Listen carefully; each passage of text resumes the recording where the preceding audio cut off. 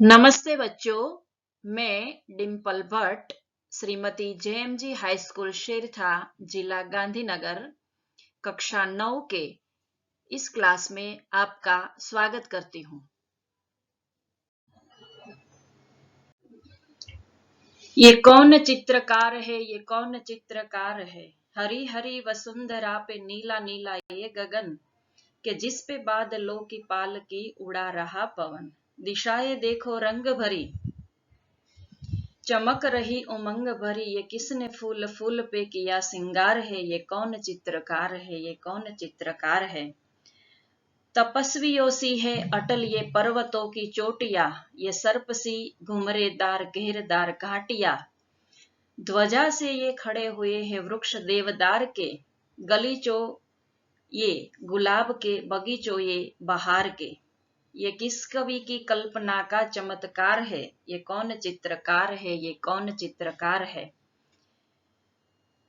कुदरत की इस पवित्रता को तुम निहार लो, इसके गुणों को अपने मन में तुम उतार लो, चमका लो आज लालिमा अपने ललाट की, कण कण से झांकती तुम्हें छवि विराट की, अपनी तो आंख एक है उसकी हजार है, ये कौन चित्रकार है, ये कौन चित्रकार है। जी हाँ छात्रों, हम बात कर रहे हैं जम्मू कश्मीर में खिले एक फूल की। उस फूल का नाम है गुलमर्ग। गुलमर्ग का अर्थ है फूलों का चरागाह। कई सालों से कई पर्यटक गुलमर्ग के पहाड़ी रिसोर्ट में भ्रमण करने और खूबसूरत वादियों का आनंद उठाने के लिए यहाँ पर आते हैं। बर्फीली चोटी में खुले मैदानों में लहराते रंग बिरंगी फूल, जिन्हें आप जम्मू कश्मीर के बारामूले जिले में स्थित गुलमर्ग के हिल स्टेशन में देख सकते हैं। गर्मी की छुट्टियां बिताने के लिए पर्यटक मई से सितंबर तक इन पहाड़ी इलाकों में भ्रमण करने के लिए यहाँ पर आते हैं। गुलमर्ग में एक बहुत ही खूबसूरत गोल्फ कोर्स उपलब्ध है तथा अन्य साधन भी यहाँ पर उपलब्ध है। यदि पर्यटक यहाँ के सुंदर नजारे देखना चाहता है तो केवल गाड़ी के माध्यम से गुलमर्ग की खूबसूरती का नजारा भी देख सकते हैं। यहाँ पर्यटकों का हमेशा तांता लगा रहता है। कुछ सैलानी झील पर ट्रेक करते हैं और जून के महीने में इस झील में बर्फ जम जाती है और गुलमर्ग बहुत ही उन दिनों सुंदर दिखता है। गुलमर्ग ने ब्रिटेन के निवासियों और उनके साथी गोरों की भी मेजबानी की। गुलमर्ग अपनी प्राकृतिक सुंदरता के कारण विभिन्न पर्यटकों को आकर्षित करती है।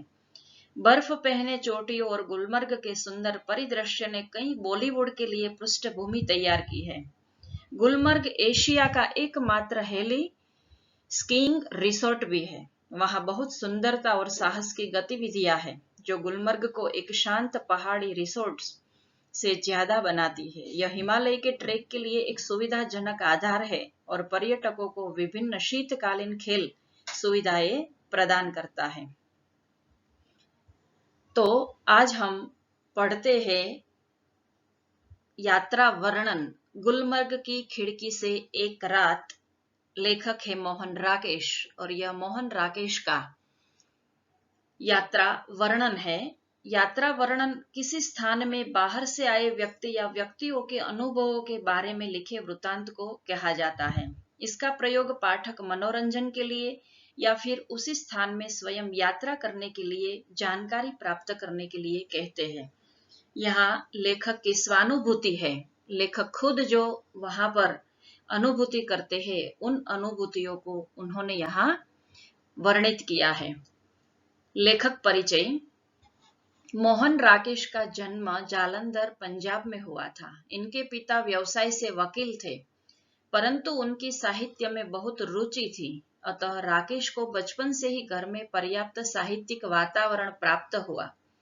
इन्होंने हिंदी तथा संस्कृत में एमए तक शिक्षा प्राप्त की और तत्पश्चात डीएवी कॉलेज जालंधर में हिंदी विभाग के अध्यक्ष के रूप में अध्यापन कार्य किया। कुछ समय तक इन्होंने सारिका कहानी पत्रिका का सफल संपादन किया और बाद में स्वतंत्र लेखन करते रहे। कहानी लेखन के साथ साथ इन्होंने उपन्यास और नाटक भी लिखे थे।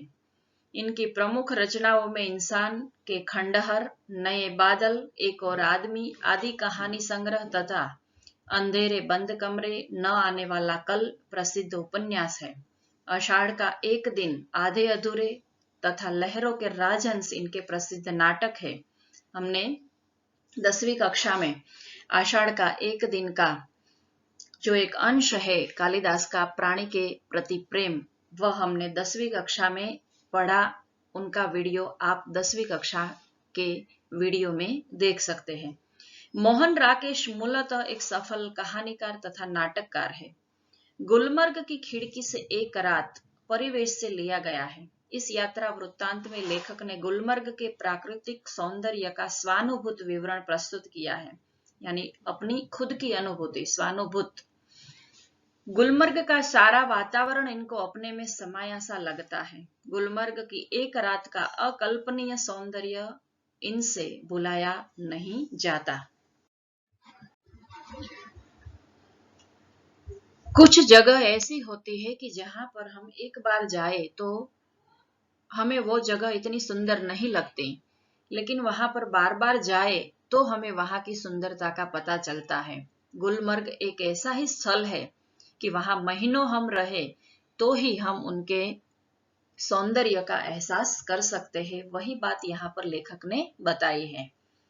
कुछ जगहें होती है जिन्हें आंख एक बार देखती है तो चौंक उठती है, फिर धीरे धीरे परिचित होकर उदासीन हो जाती है। गुलमर्ग ऐसी जगह नहीं है कि कई जगह हम घूमने के लिए जाते हैं, एक बार जाते हैं तो हमारी आंखों को वह आनंद अवश्य देती है, लेकिन धीरे धीरे वो स्थान परिचित हो जाता है तो हमारा मन उससे उदासीन हो जाता है।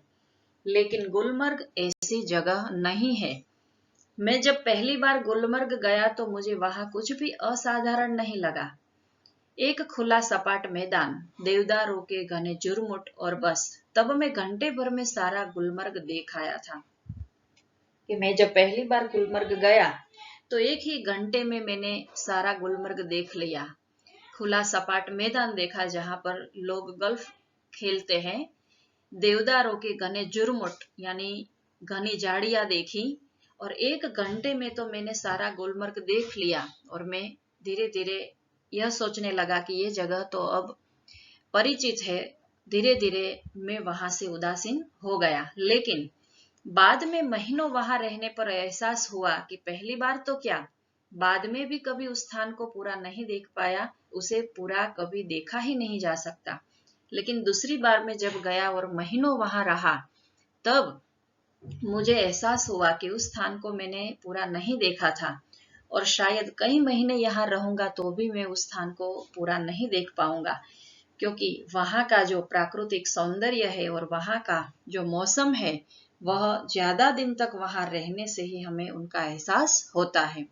शायद यही कारण है कि गुलमर्ग में रहकर वहां के साथ व्यक्ति की आत्मीयता धीरे धीरे इतनी गहरी हो जाती है कि वह अपने को भी उस सपाट मैदान के एक हिस्से के रूप में ही देखने लगता है।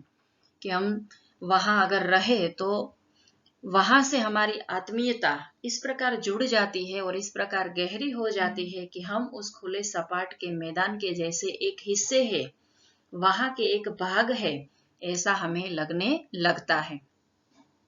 कांपती तितलियों, उठते बादलों और बर्फ से चमकती पहाड़ियों की तरह। कांपती तितलियां क्यों है वहां पर ज्यादा? क्योंकि वहां बहुत ही फूलों के बगीचे हैं, वहां बहुत ही फूल है चारों तरफ। तो उन फूलों पर तो तितलियां आती जाती रहती है। तो तितलियां चारों ओर हमारे सामने नजर आती है उड़ती हुई। उठते बादल है और बर्फ से चमकती हुई पहाड़ियां है। देखो इस प्रकार की बर्फ से चमकती हुई पहाड़ियां है जो हमारे मन को बहुत ही आनंद देती है। दूसरी ओर वह पूरा विस्तार जिसमें वह स्वयं भी रहता है, उसे अपने में समाया सा लगता है। सूर्योदय और सूर्यास्त के वहां का सूर्योदय और सूर्यास्त देखने लायक है, दोनों संध्याएं देखने लायक है। पूरा दिन वहां पर घना कोहरा छाया रहता है, यानी ओस छाया रहता है, पीली धूप खिली होती है और सब कुछ। इसलिए जब व्यक्ति गुलमर्ग से चलता है कि वहां से जब वो विदा लेता है तो एहसास होता है उसे बिछड़ने का, कि अब हमें इस स्थल से बिछड़ना पड़ेगा, इतना हमें लगाव हो जाता है कि जैसे विदाई का दुख हो, ऐसा ही दुख हमारे मन में पैदा होता है।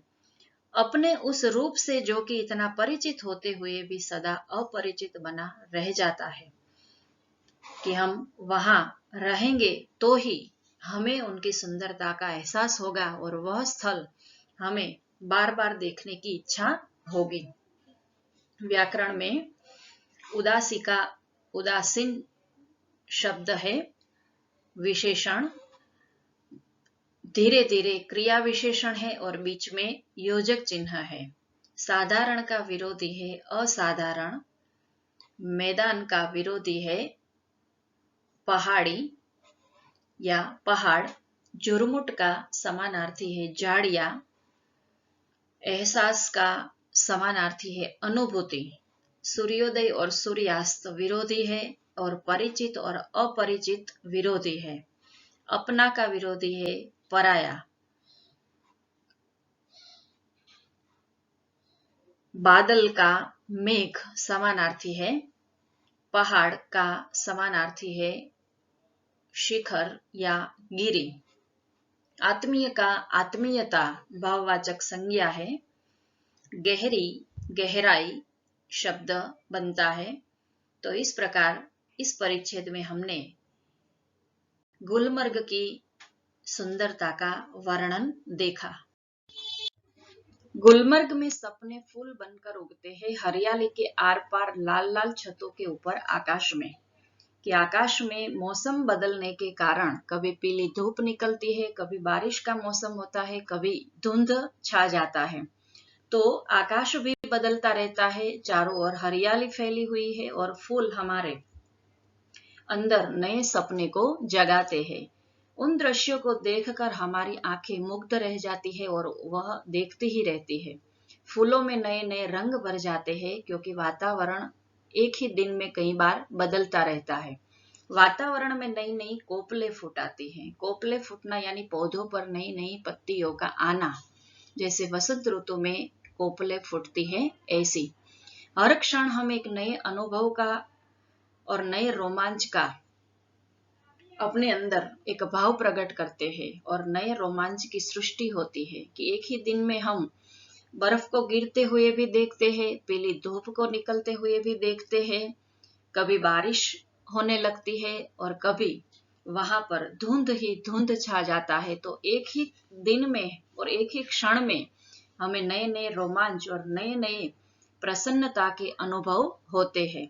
बादलों के पोर्टिको के नीचे लोग बाहें फैलाए घास पर बैठे हैं। बादलों के पोर्टिको, पोर्टिको यानी कि मंडप के समान।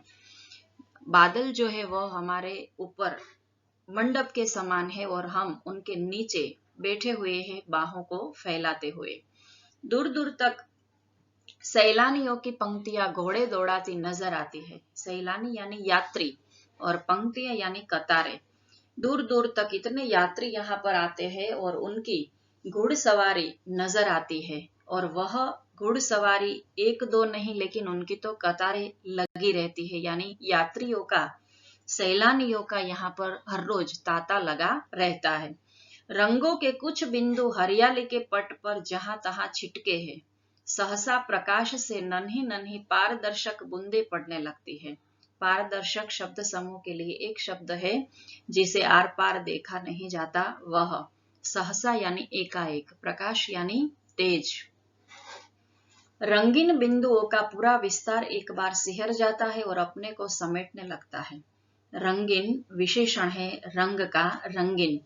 रंगीन बिंदुओं पूरे विस्तार में है और वह सिहर जाता हो ऐसा लगता है और वो अपने आप को हमारे अंदर समेट रहा है। हरियाली का सपना कुहासे के फूल में बदल जाता है। मैदान सुरमई आभा ओढ़ लेता है। आभा यानी तेज, सुरमई यानी सुरमे के रंग जैसा, हल्का नीला या काला रंग। एक सुप्रसिद्ध गीत भी है, शायद आपने सुना होगा कि सुरमई अखियों से नन्हा मुन्ना एक सपना दे जा रे। तो विशेषण है सुरमई यानी हल्का नीला या काला रंग, सुरमे के जैसा रंग। तो मैदान जो है वह ऐसे रंग वाला होता है अब चारों तरफ धुंध ही धुंध है। देखो इस प्रकार की धुंध वातावरण में छाई हुई है, कोहरा सा। और बेबस होकर पग फैली पग डंडियां, बेबस यानी मजबूर, मजबूर होकर पग डंडियां शब्द समूह के लिए एक शब्द है कि पैदल आने जाने का जो कच्चा रास्ता होता है वह पग डंडी कहा जाता है।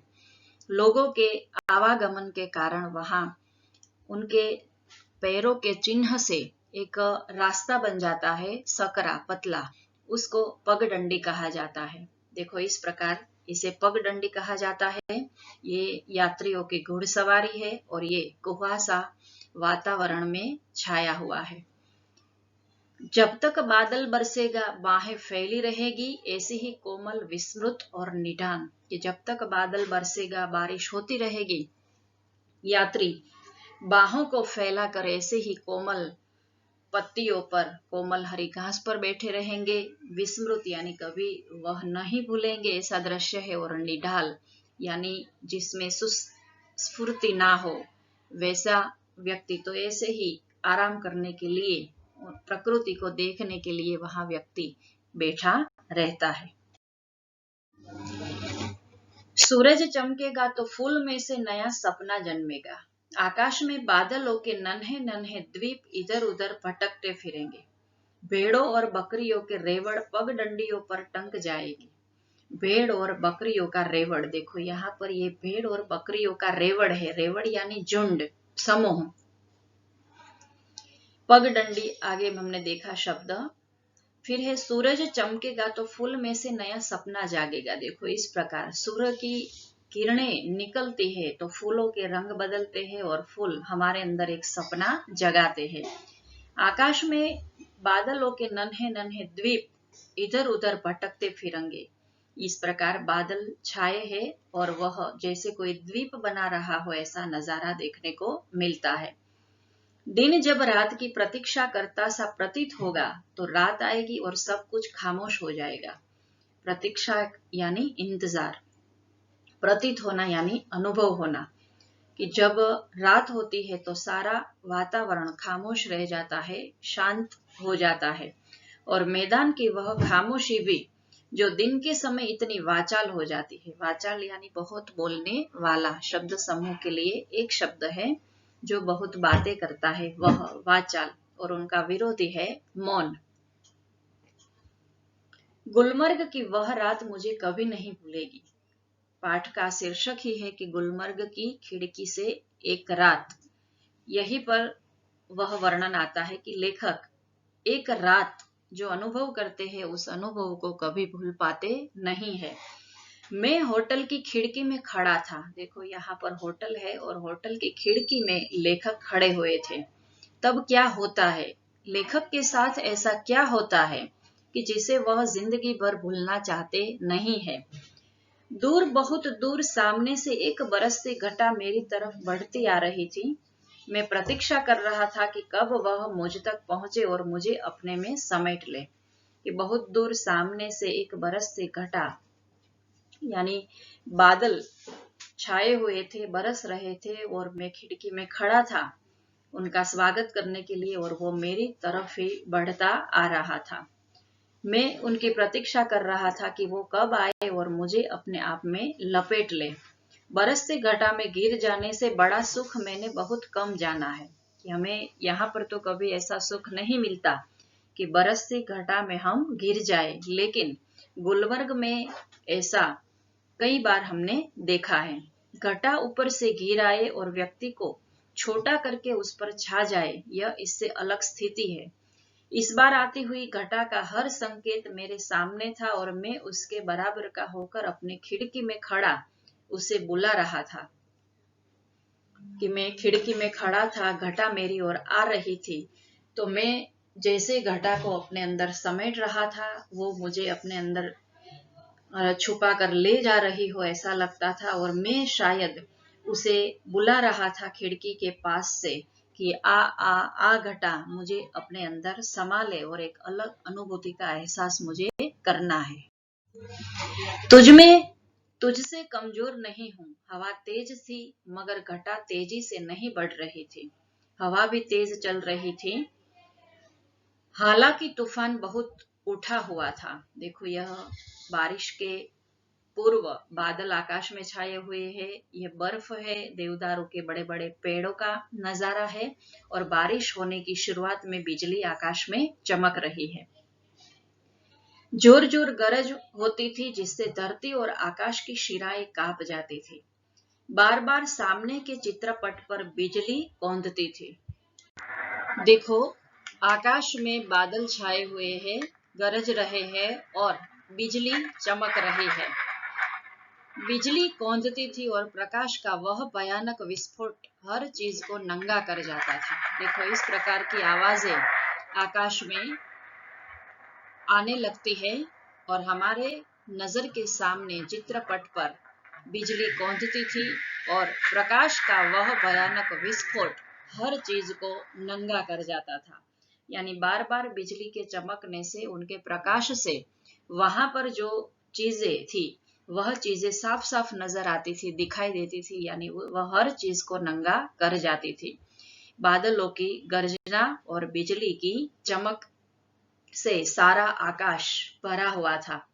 मैं खुश था कि थोड़ी देर में ये बूंदे मेरे ऊपर बरसेगी, कि मैं अब बहुत ही खुश था कि थोड़ी देर में ये बूंदे जो है वह मेरे ऊपर बरसने लगेगी और बिजलियों का यह कहर मेरे ऊपर टूटेगा। कहर यानी आफत। बिजलियों की जो आफत है, उनका जो कहर है, अब वो मेरे ऊपर टूटने वाला है, ऐसा लेखक को लगता था। मैं बाहें फैलाकर सामने से उसे अपने ऊपर लेने के लिए तैयार था, कि मैं बाहों को फैलाए उनका स्वागत करने के लिए तैयार था, कि मैं इतना सुंदर अंदर ही अंदर महसूस कर रहा था कि कब वो बादल बरसे और कब वो मुझे अपने अंदर समेट ले, कब ये बूंदे बरसेगी और मेरे ऊपर बरसेगी। ऐसे लेखक राह देखते हैं और अपनी होटल की खिड़की में से यह सुंदर नजारा देख लेते हैं, और वह नजारा वो पूरी जिंदगी भूल सकते नहीं है। मगर हवा अचानक रुक गई। एक ही पल में देखो कैसे मौसम बदल जाता है, कि ऐसा लगता था कि मानो बारिश टूट पड़ेगी, इतनी बारिश होगी, लेकिन अचानक हवा रुक जाती है। बढ़ता हुआ तूफान जहां का तहां ठिठक गया और दूर ही पर कटे पक्षी की तरह दम तोड़ने लगा, कि कोई पक्षी के पंख कट जाने से वो दम तोड़ने लगता है, वैसे ही तूफान जो है वह बढ़ता हुआ रुक गया, ठिठक गया, ठहर गया, और कोई कटे हुए पंखों वाला जो पक्षी मर जाता है, दम तोड़ने लगता है, वैसे ही वो रुक गया। दम तोड़ना मुहावरा है, यानी मृत्यु होना। बिजली की सांस रुकने लगी और मेरी भी, क्योंकि हवा के रुक जाने से मुझे भी बहुत ऊंचे आसमान से नीचे आना पड़ा था। कि सांस बिजली की रुक गई, बारिश रुक गई, सब कुछ रुक गया, ठहर गया, सारा वातावरण एक खामोश हो गया और मैं भी ऊंचे आसमान में नए नए सपने देख रहा था। उन आसमानों से मुझे भी नीचे आना पड़ा। तूफान का जोम उतर गया। जोम यानी जोश। तूफान का जोश उतर गया और उसके साथ ही मेरा भी जोश उतर गया। मैं उसके बराबर का कभी नहीं हो सका, कि मैं उनके बराबर का न हो सका, मेरी बड़ी इच्छा थी, लेकिन मैं वह दृश्य अपने अंदर समेट सका नहीं। तूफान यानी आंधी, तेज चलने वाली जो हवा होती है उसे तूफान कहा जाता है। घटा यानी बादल। कमजोर यानी जिसके अंदर जोर नहीं है, वह शब्द समूह है और उनका विरोधी होता है ताकतवर। धरती और आकाश एक दूसरे के विरोधी है। प्रकाश और अंधकार विरोधी है। चित्रपट यानी चित्रों का एक दृश्य, फलक। हवा यानी समीर। दम तोड़ना मुहावरा है, मृत्यु होना। पक्षी का समानार्थी है विहग। आसमान का समानार्थी है आकाश, नभ। वे ऐसे क्षण थे जो जीवन में दो एक बार ही आते हैं, कि हमारे जीवन में ऐसे क्षण बार बार नहीं आते। ऐसी अनुभूतियां हमें जीवन में दो एक बार ही होती है। गुलमर्ग में रहते हुए ऐसे क्षण हर किसी के जीवन में किसी न किसी रूप में अवश्य आते होंगे, कि मैं ऐसा मानता हूं कि गुलमर्ग में जो व्यक्ति रहता है उनके जीवन में ऐसे क्षण 2-1 बार तो अवश्य आते ही होंगे, लेकिन उनके लिए हमारा नजरिया होना चाहिए, हमारा एक प्रकृति के प्रति प्रेम होना चाहिए। तभी तो मुद्दत तक वहां रह चुकने पर भी कोई आकर्षण व्यक्ति को फिर खींचकर वहां ले आता है। मुद्दत यानी समय, कि हम कुछ ज्यादा समय तक वहां पर रहते हैं तभी हमें ऐसे पल के एहसास होते हैं, उनकी अनुभूति होती है। वरना वहां है क्या, एक खुला सपाट मैदान जहां ज्यादा गोल्फ खेली जा सकती है, और व्यक्ति क्यों बार बार वहां जाना चाहता है, क्या गोल्फ खेलने के लिए? कि अगर हम एक ऊपर की नजर से वहां पर देखें तो वहां कुछ भी हमें नहीं नजर आता। वहां तो ऐसे देखो खुले सपाट मैदान, ऐसे खुले सपाट मैदान बहुत ही कम स्थलों पर मिलते हैं, और ये गोल्फ खेलते हुए लोग नजर आते हैं, और ये बर्फ में ये यात्री नजर आते हैं। तो गुलमर्ग में सिर्फ हम गोल्फ खेलने के लिए ही नहीं जाते हैं। गोल्फ एक ऐसा खेल है जो व्यक्तिगत रूप से और टीमों में खेले जा सकता है। इस खेल में खिलाड़ी क्लब की मदद से गेंद को मैदान में मौजूद छेदों के अंदर पहुंचाने की कोशिश करते हैं। इस खेल के आविष्कार को लेकर कोई सटीक जानकारी नहीं है, लेकिन ऐसा माना जाता है कि इसकी खोज 17वीं शताब्दी के आसपास यूरोप में किया गया था, और जिसके बाद ये खेल अमेरिका में लोकप्रिय हुआ और फिर वहां से विश्व भर में प्रचलित हुआ। गोल्फ खेलने का मैदान काफी लंबा चौड़ा और समस्त मैदान हरी हरी घास से भरा होता है। यह मैदान गोल्फ कोर्स कहलाता है।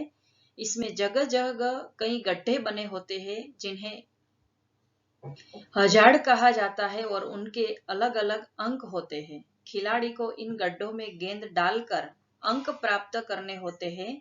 गेंद को लकड़ी या धातु की बनी एक छड़ी से हिट किया जाता है, जिसे क्लब कहा जाता है।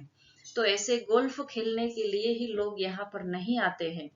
लोग यहाँ आते हैं यहाँ का सुंदर नजारा देखने के लिए, ऐसी अनुभूतियों को अपने अंदर समेटने के लिए, और सुंदर सुंदर प्रकृति के दृश्यों को देखने के लिए। शब्दार्थ और टिप्पण: गुलमर्ग कश्मीर का एक सुंदर प्राकृतिक रमणीय स्थान। तिगलिया यानी तिराहा, जहां 3 रास्ते मिलते हैं, वह शब्द समूह के लिए एक शब्द है। रोमांचकी यानी आनंद देने वाली, हर्षित करने वाली। पोर्टिको यानी बरामदा, ड्योढ़ी। रेवड़ यानी झुंड। कहर यानी अत्याचार। दम तोड़ना यानी मर जाना। तो इसी के साथ हम गुलमर्ग की यात्रा पूर्ण करते हैं, और इन पंक्तियों को हम सुनते हैं तो हमें लगता है कि गुलमर्ग हमें एक बार अवश्य जाना चाहिए। कि ये हंसी वादियाँ, ये खुला आसमान, आ गए हम कहाँ ये मेरे साजना, आ गए हम कहाँ ये मेरे साजना। तो हम भी अगर हमें मौका मिले तो गुलमर्ग की सैर करने के लिए अवश्य जाएंगे, और जैसा अनुभव लेखक ने किया वैसा ही अनुभव हम वहां पर जाकर करेंगे। धन्यवाद।